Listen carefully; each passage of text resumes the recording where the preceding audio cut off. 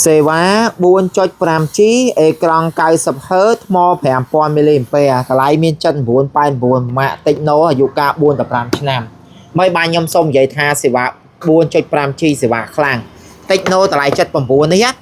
បងប្អូនពិបាករកតម្លៃដែលមានប៉ុណ្ណឹងណាដោយសារមួយយ៉ាត់តម្លៃនេះពិសេសតម្លៃ79ឬ89បងប្អូននឹងទទួលបានសេវាខ្លាំងមែនទែន 4.5G រឹតតែពិសេសសម្រាប់បងប្អូនដែលបានជួយ like ជួយ share 79ក្តី89ក្តី Tecno គឺពិសេសមែនតើសម្រាប់ហាងវ៉ាយចង្កីថែមកាស$10 79ថែមកាស10រៀលថែម7ពាក់ក្បាល3រៀល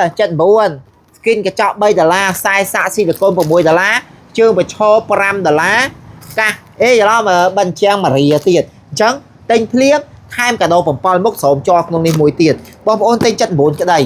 បងប្អូនទិញ89ក្តីឲ្យតែបាន like និង share គឺយើង free កាដូ7មុខហើយសំខាន់ណាបងប្អូនអាចចូលតាក់ទងមក Telegram